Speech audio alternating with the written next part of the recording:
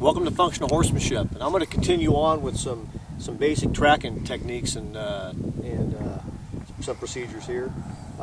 Virtually everything that moves across the ground is going to disturb that ground somewhat. I'm going to be looking for a flattening, a disturbance, regularity, a color change, things of this order, in order for me to pick up some sign and start tracking somebody. When I first come across some sign, the first thing I'm going to do is I'm going to mark it, usually a U or a check mark or something behind the heel, to let myself know that I've been on that sign, or anybody following behind me to know that I've been there. I'm looking at a right boot print here with separated heel, like a cowboy boot. And first thing that strikes my attention is that there's not a very big disturbance of where he stepped in as far as the pressure release, from the release of that pressure of that footprint. So there's nothing really remarkable about it other than he's moving forward.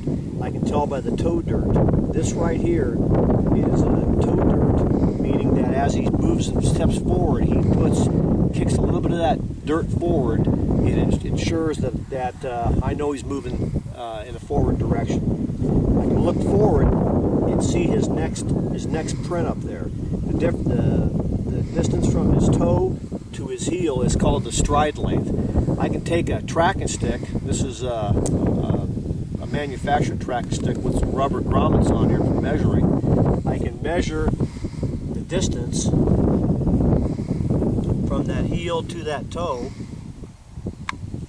So if I ever lose that sign again, maybe in some hard pack, all I have to do is find that last sign, find where the toe impression or where the toe dirt begins, and start a scan like this to look where he may have stepped again in a normal pace. If he's pushing off or moving faster, then this pressure release here is going to give me a clue.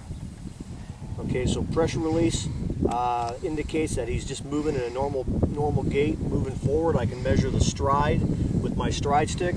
With the additional rubber grommets, I can also measure the width of the heel.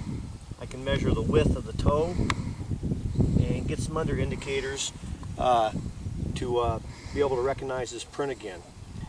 Now, if he was moving faster, some common sense type things that would be different would be the distance.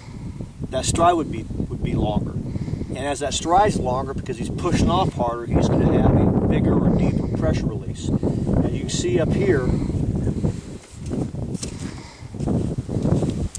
here's a pressure release from the other set of tracks. The stride length is almost twice as long from this print here to that print, and as you look in the pressure release itself, you see a big wave of dirt like that. That's caused by the heel hitting the ground, rolling up on the sand or the dirt, and the toe pushing hard away, creating this wave pressure release.